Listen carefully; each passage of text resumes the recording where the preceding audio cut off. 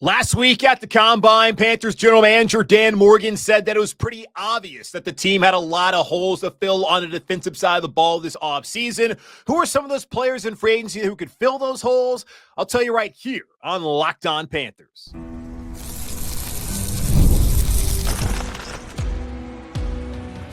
You are Locked On Panthers, your daily Carolina Panthers podcast.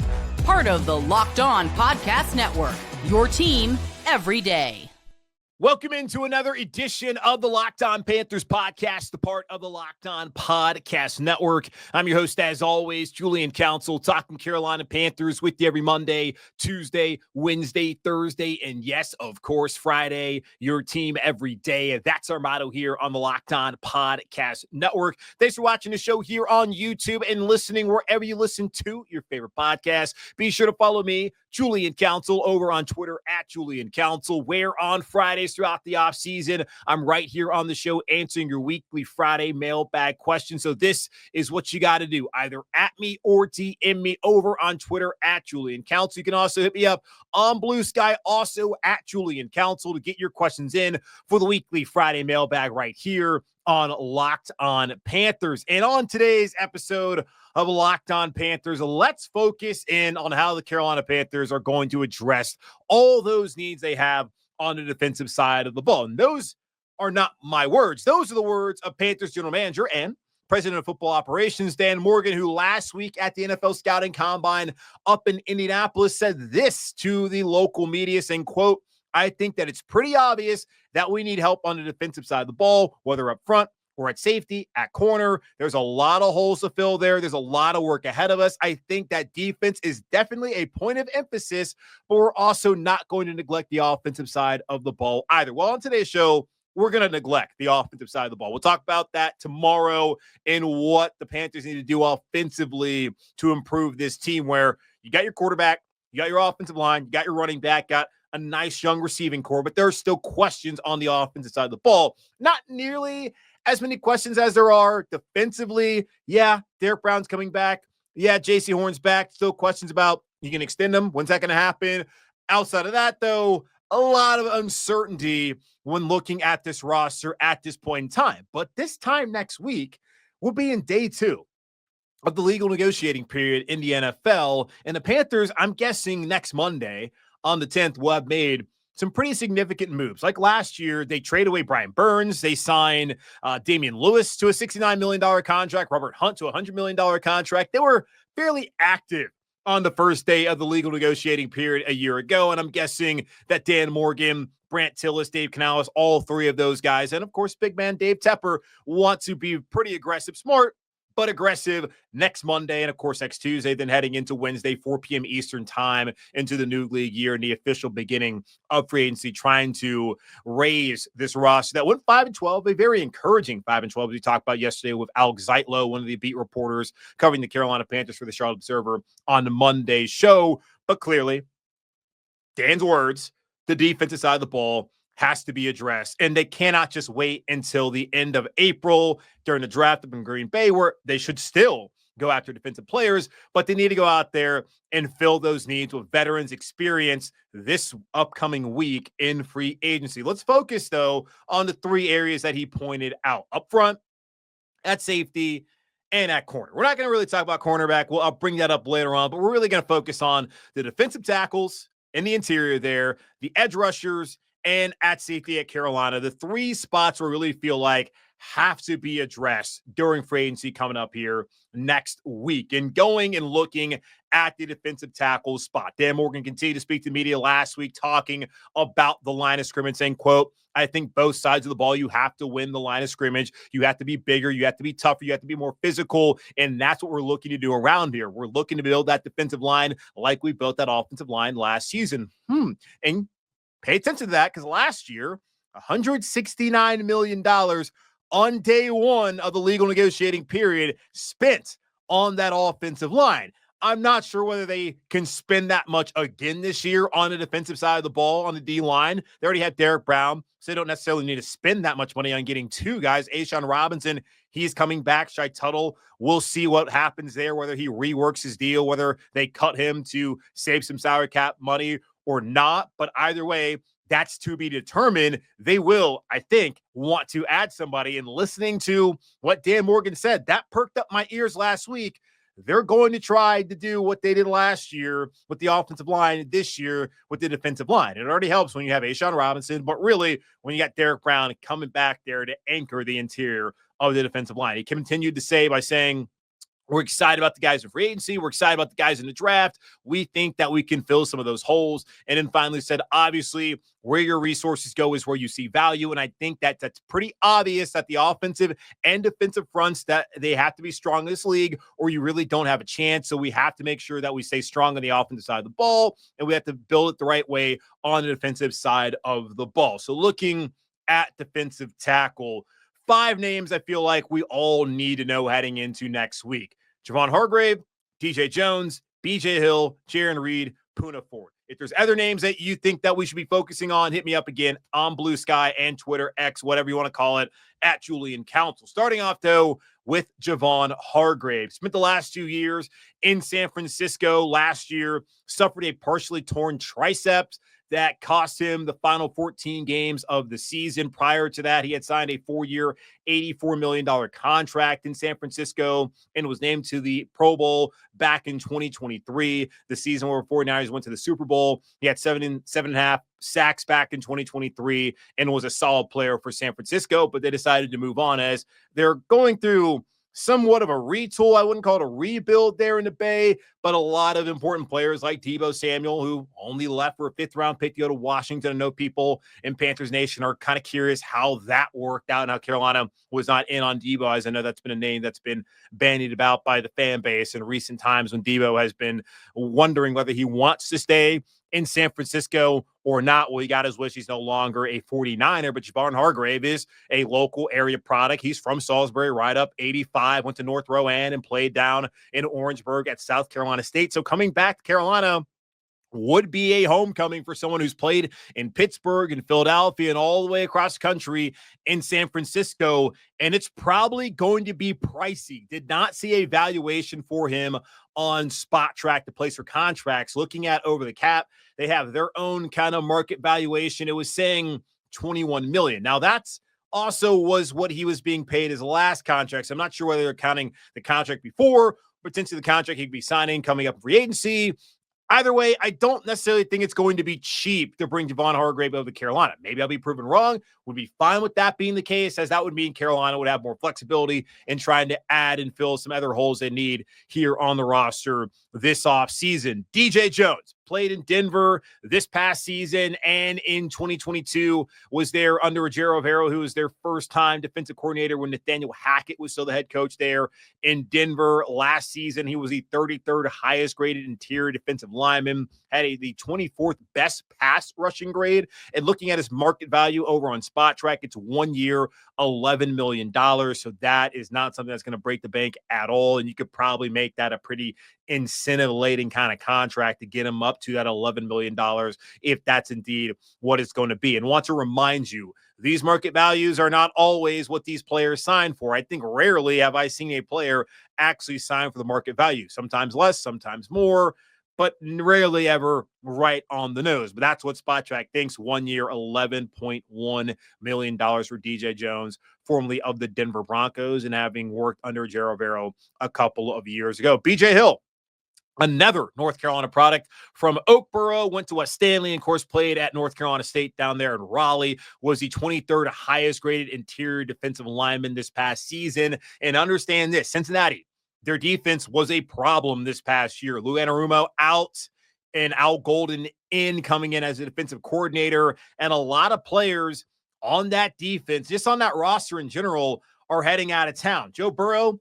he's not going anywhere. Jamar Chase is not going anywhere. For now, T. Higgins, who had the franchise tag slapped on him for the 2nd straight season, he's staying in Cincinnati. And Trey Hendrickson, they're trying to work out a deal for him. So those are the 4 players that Cincy is focusing the majority of their money on, and rightfully so. Burrow is a dude. Jamar Chase is arguably the best receiver in the NFL. And if it's not him, it's old college teammate Justin Jefferson. Either way, dog. T. Higgins, really good player. Apple of my eye. Would still love to see that happen in Carolina, but now it's going to cost maybe not that much, because we looked at last year with Brian Burns and the Panthers did not get back a first rounder. So maybe Cincinnati won't get back a first rounder for a position that is not nearly as important as edge rusher. Now, it's obviously important, but edge rusher, I think, is a more premium position than wide receiver, and it's not like T. Higgins is. I think, I don't know, maybe it's the same caliber Brian Burns. We don't have to have this conversation. Either way, Cincinnati's focusing their money on T, Jamar, and Trey this offseason. So the money probably is not going to be there for a guy like BJ Hill, who Spot Track says has a 2-year, $18 million market value. That's $9 million per year. And that sounds pretty nice. 2 years, get a guy who's played in some pretty doggone big games in the AFC North, gone to a Super Bowl before with Cincinnati, bring him back home. I like the sound of that. Absolutely, only $9 million a year, 2 years, $18 million. So BJ Hill's a name to know. Jaron Reed, who would have familiarity with this coaching staff. There's the last two guys going to speak about, Reed and Poona Ford. Both would have familiarity with this coaching staff with their time dating back to Seattle. Last year, Jaron Reed was a 21st graded interior defensive lineman according to PFF, a 70.6 grade. Spent his first 5 seasons in Seattle, left for a couple years. He spent the last 2 seasons with the Seahawks. His market value is only a 1-year, $5.6 million contract. That should be something pretty easy for Carolina to get done if they want to do that. Then the final name to know, Poona Ford. Last year, his best season, according to PFF, in the NFL. He was the 5th highest graded interior defensive lineman, had an 85.3 PFF grade. Remember, the Panthers were terrible against the run last season. Well, Poona Ford, 3rd best run defense grade in 80.3. When Derek Brown is healthy, he has a 90 run defense grade, bringing in 2 elite run stoppers like that with Brown and Ford. And of course, A'Shawn Robinson. That, I would think, would really shore up the defensive interior for Carolina this upcoming season. Spent his first 5 seasons, all the seasons so far in the NFL with the Seahawks, and then with the Chiefs. Actually, he was at the Chargers, I think, the last couple of seasons, rather. But either way, that would make a lot of sense, both Reed and Ford, especially 1 year, $6.6 million market value. That's what Spot Track has for him. So those are the names to know on the interior defensive line: Poona Ford, Jaron Reed, BJ Hill, DJ Jones, and Javon Hargrave. Please let me know over on Twitter at Julian Council or Blue Sky at Julian Council if there's other people that you think could fill that need on the interior defensive line.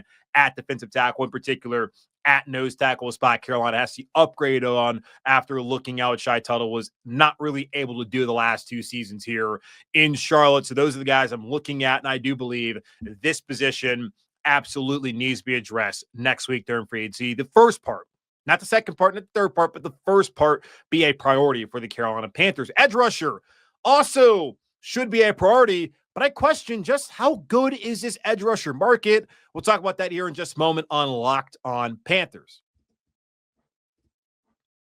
When the game tips off, the NBA action is just getting started, and there's no better place to get in on it than FanDuel, America's #1 sportsbook. With FanDuel, you can place live bets throughout the game, so even if you miss the opening tip-off or want to bet on a fourth quarter comeback, you can stay in the action. And if you're looking for a bigger payout, you can even combine your live bets into a same-game parlay. Right now, new FanDuel customers can get $150 in bonus bets if your first $5 bet wins. Just visit FanDuel.com to join today.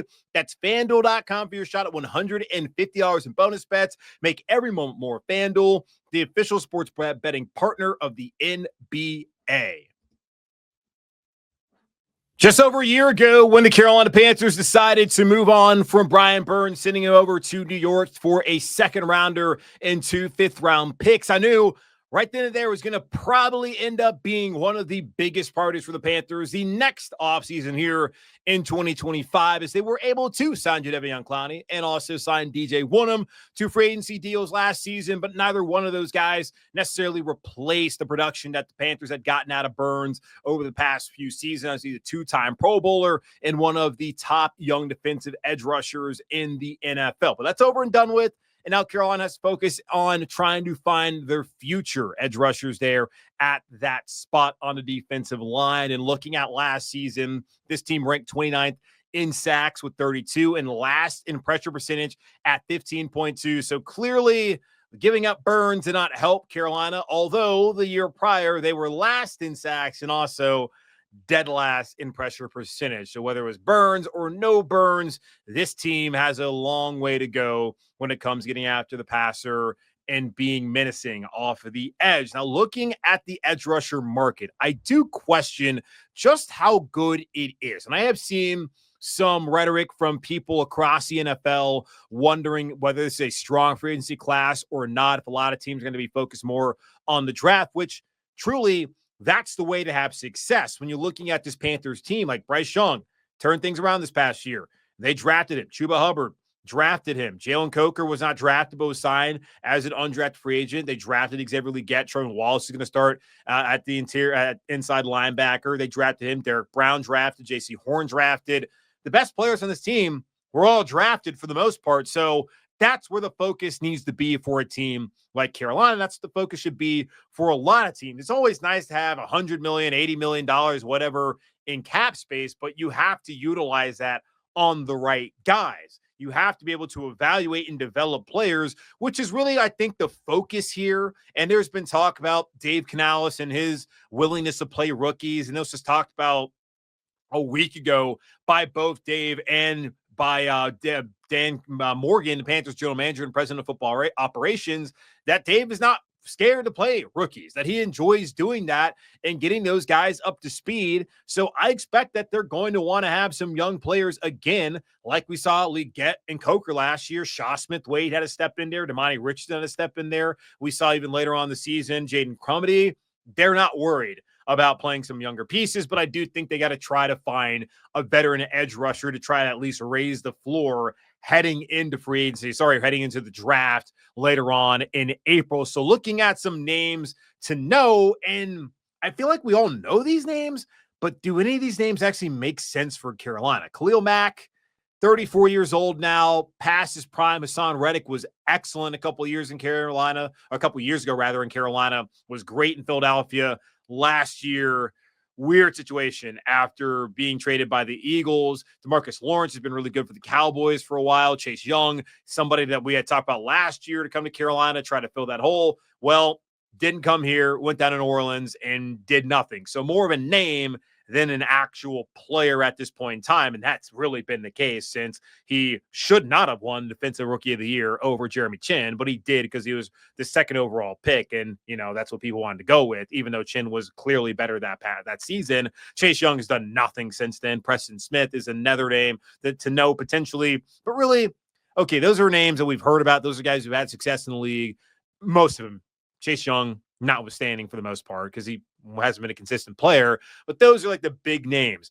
I don't know if necessarily those are the names that Carolina should really be focused on once we get to next week when looking at edge rusher. The name that I am looking at as one I would love to see the most here in Carolina is Josh Sweat.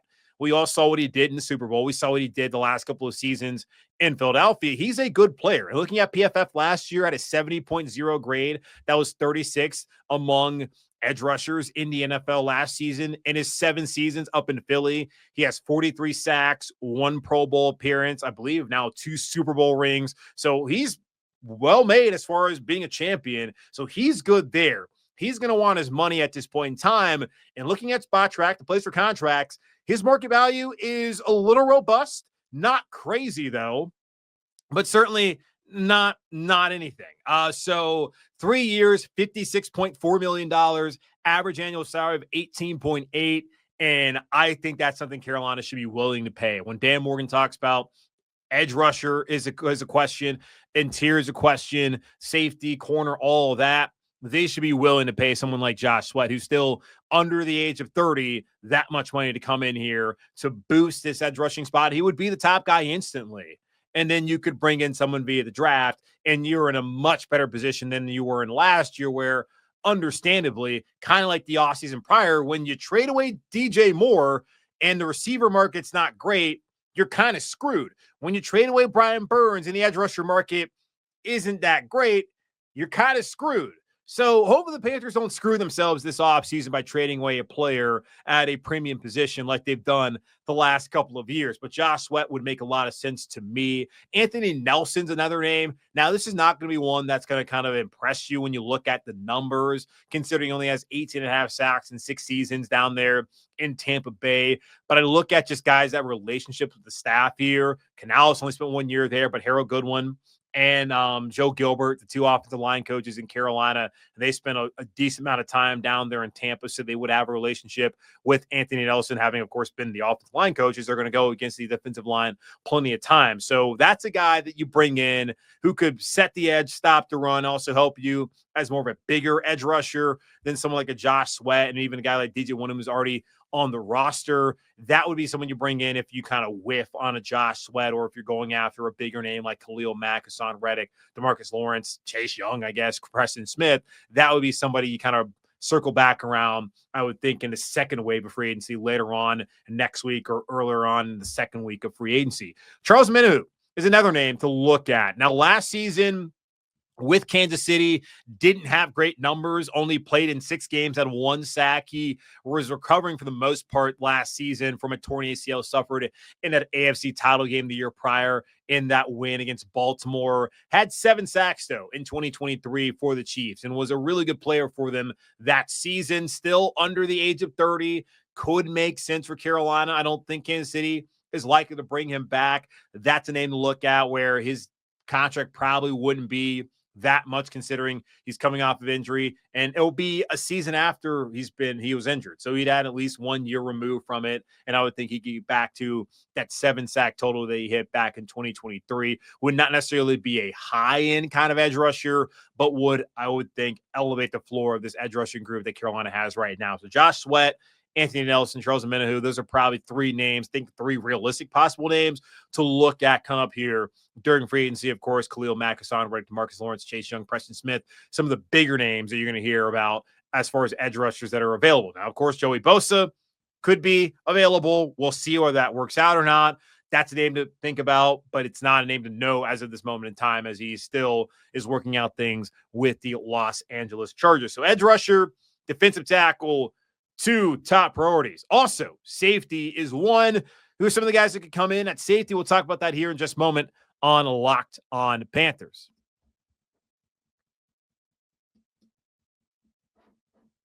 It will be a new look safety group for the Carolina Panthers in 2025, as starters Xavier Woods, Jordan Fuller, and Nick Scott are all headed to free agency and unlikely to return. Although Dan Morgan did say last week that they're going to keep the door open for Xavier Woods, and potentially they could circle back there and bring him back to Carolina. And that's something I wouldn't mind seeing. But right now, Damani Richardson, the second-year former undrafted free agent out of Texas A&M, would be one of the starters at safety for Carolina this upcoming season. But they're going to need to go out there and find at least 2 more guys via free agency to come back in and to be starters, or at least be rotational players for the Panthers at that starting safety spot. And looking at some names to note, Trevon Moehrig, Justin Reed, Justin Simmons, and Julian Blackmon. Those are the 4 that I'm looking at coming up next week at safety. And the top one really is Trevon Moehrig. And this has been a name that I have seen put out there by Mike Kay, the Charlotte Observer. I saw Matt Bowen of ESPN.com put that out as far as looking at free agents upcoming and team fits. He was a fit for Carolina. Looking at the last 2 seasons, he has played and started in every single game for the Las Vegas Raiders. He's only missed 2 games in his NFL career with the Raiders. He has a career high last year on 104 tackles. Looking at his PFF rating was a 67.5. That was 36 among all the safeties in the NFL last year. And his spot track market value, 3 years, $47.1 million. That's an average salary of 15.7, and a number that I don't think that Carolina really should blink at. They should go ahead, get that number done. If that is what it's going to be, they will absolutely, in my opinion, go out there and sign a free agent at safety. And if that's the cost, then that's the cost. And I do think that they'd be willing to pay that for someone in Trevon Moehrig, who will be entering into his second contract, his first real big contract in the NFL. And you look at last year, the way that they went about bringing in players, a lot of guys under the age of 30, a lot of guys that were entering their second contracts, like Jordan Fuller, like Dane Jackson, and They didn't necessarily work out in Carolina. I do think DJ Wonnum, even though he missed the first half of the season with the blood clot issue, he's so far looking like somebody who can work out, but that's what they wanted to do. Bring in some of these guys who are about 26, 27 on their second contracts, bring them into something that made some sense and sign them to those deals. And we saw some guys get bigger deals like Robert Hunt, like Damian Lewis. And I think this will be more of a mid-tier deal that we'll see from a guy at safety like a Teron Morrig if Carolina wants to go down that route. Justin Reed spent the last 3 seasons in Kansas City after starting his career in Houston. You will recall his brother Eric Reed played here in Carolina back in 2019. Don't know if that will lead to any good feelings, as Eric was somebody who was having a tough time finding a job, considering the whole kneeling stuff that was going on in the NFL at that point in time. We're not going to rehash that on this show, but people felt a certain type of way, both sides, as far as that was going. But Eric Reed played here, and David Tepper didn't really care. He was like, I want to win football games, so he brought him in. And he was okay, wasn't great, but I do think Justin has been a better safety throughout his career than his brother had been during his time in the NFL. Last year, he was the 11th highest graded safety, according to PFF, with a 78.2 PFF grade. Market value, looking at Spot Track, is a slightly more than what Teron Morrig is expected to get from that service. 3 years, $51.1 million, average annual salary of $17 million out there. So 15.7, 17 mil. If that's the price, then that's the price. And I do think that Justin Reed's probably going to be looking to go to a contender. Now, Carolina could be a contender with Justin Reed there at safety and with some of the other additions that they're going to likely make on the defensive side of the ball and even on special teams and on offense this offseason. And looking at this division, okay, Tampa Bay, I suppose, but New Orleans, not worried about them. Atlanta, yeah, not that concerned, even though they probably won't be terrible. This is still a wide open NFC South with the Bucs likely the top team, but not necessarily a team that cannot be overcome. Javon Holland, speaking of the state of Florida, spent his first 4 seasons in the NFL down there in Miami, started 57 games for the Dolphins, and the team had thought about opting to franchise tag him. And as of this moment, as we head into today, Tuesday, is the franchise tag deadline at 4:00 Eastern. Javon Holland has not been franchise tagged and is not believed to be someone who will be franchise tagged. Now, looking at last year, his PFF grade would suggest that he wouldn't be because he had a 63.0 PFF grade. That was 56th among safeties in the NFL last season. But his market value does suggest that he has value, as it's a 4-year, $60 million contract, 15 mil per year. So right there, on par with what Teron Morrig is getting with 15.7. At least that's what his market value states on Spot Track. Below Justin Reed, 17 mil. So right around that, Carolina's going to spend probably $15-17 million just basing it off Spot Track, even though these things are not necessarily always correct. They're usually a little bit low or a little high when looking at some of these players. That could be around the neighborhood they would have to spend on a starting caliber safety. But there's one other guy that they could spend maybe less on. That's Julian Blackmon, who started 62 games in his 5 season with the Indianapolis Colts. Has 7 interceptions the last 2 seasons up there in Indy. Last year had a 69.3 PFF grade, making him the 30th highest graded safety in the NFL. His market value lower than the rest, about half of what the rest are projected to get, according to Spot Track. 3 years, $24 million, average annual salary of $8 million. So he did sign a 1-year deal last year to stay in Indianapolis, thinking now he's going to want to get a bigger deal as a free agent. That could potentially, just based off of those numbers, be a bargain for Carolina, considering the price they may have to pay for someone like Javon Holland, like Justin Reed, and like Teron Morrig. One other name to potentially look at is Justin Simmons, who was last year in Atlanta. Prior to that, spent time in Denver. At one point in time, was considered the best safety in the NFL. The question now is, at 32, is he over the hill? Are his best days behind him? And of course they are, but how many good days does he have left in front of him? That is a question that will be asked by a lot of teams this offseason. And considering his ties, albeit only 1 year in Denver with Jero Rivero, that may be somebody to look at this upcoming season, but only 1 year in Atlanta. Not like they are going to want to necessarily bring him back. They're going to let him test the market.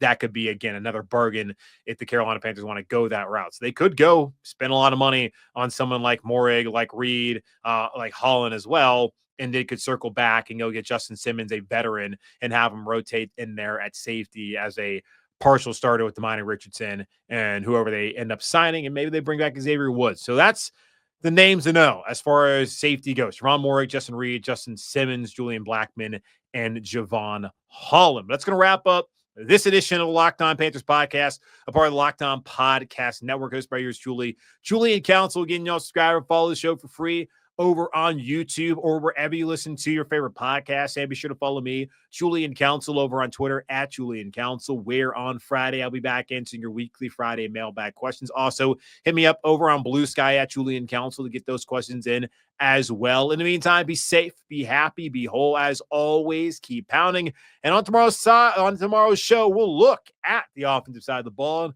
who they could target and what positions they could target during free agency next week.